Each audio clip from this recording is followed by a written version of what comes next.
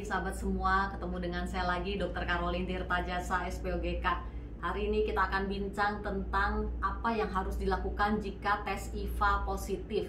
IVA atau inspeksi visual asam asetat adalah tes untuk mendeteksi dini adanya lesi prakanker serviks. Ya, pengerjaannya sebetulnya sangat mudah, tapi harus dilakukan oleh tenaga ahli ya atau bidan yang sudah mendapat pelatihan tentunya. Ya, karena tingkat subjektivitas tes ini sangat tinggi karena si bidan atau petugas kesehatan yang melakukan hanya mengoleskan asam asetat pada serviks atau mulut rahim, kemudian dilihat white lesion atau aceto white lesion namanya ya. Setelah dioleskan biasanya sel-sel abnormal ya akan berwarna putih terlihatnya saat inspeksi ya. Nah, itu dicocokkan dengan atlas yang sudah mereka pegang. Atlasnya itu seperti ini nih ya. Nah, ini ada nih, kalau IVA positif ya, ada white lesion di sini yang menunjukkan kecurigaan ke arah kanker mulut rahim. Ya, kalau infeksi ya seperti ini kita lihatnya. Jadi, si petugas medis tersebut yang melakukan IVA ini akan mencocokkan dengan gambar-gambar yang ada di sini. Nah, masalah akan dialami jika ternyata nggak ada yang cocok gitu gambarnya, ya, akan menimbulkan kebingungan biasanya. Jadi tentunya harus dilakukan oleh orang-orang yang sudah terlatih untuk IVA ini. Nah, dikatakan sensitivitas dan spesifisitas pemeriksaan IVA ini ya jika dikerjakan dengan tepat oleh tenaga ahli yang tepat juga ya mirip-mirip dengan pap smear ya, angka sensitivitas dan spesifitasnya untuk mendeteksi lesi prakanker serviks.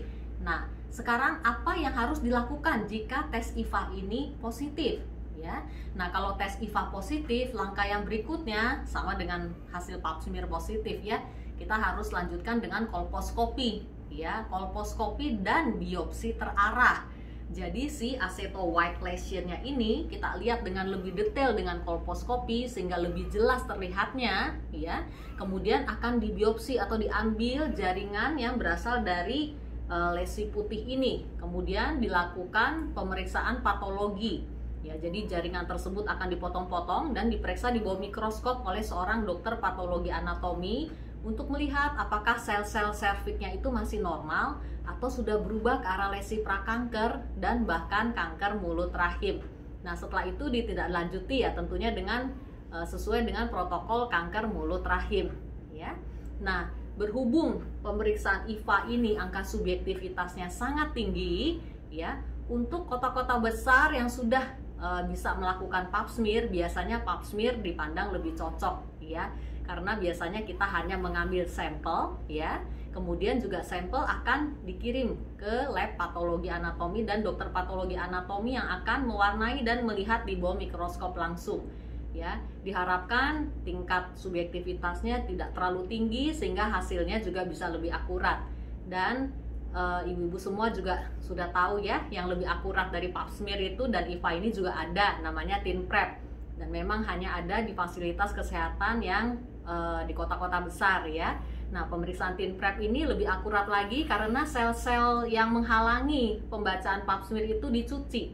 Dia liquid base ya, liquid base, jadi dicuci dengan cairan sehingga hanya sel-sel mulut rahim yang terlihat di bawah mikroskop ya. Tentunya dengan appearance atau penampilan yang lebih jelas, dokter patologi juga akan lebih mudah membacanya dan lebih akurat juga hasilnya.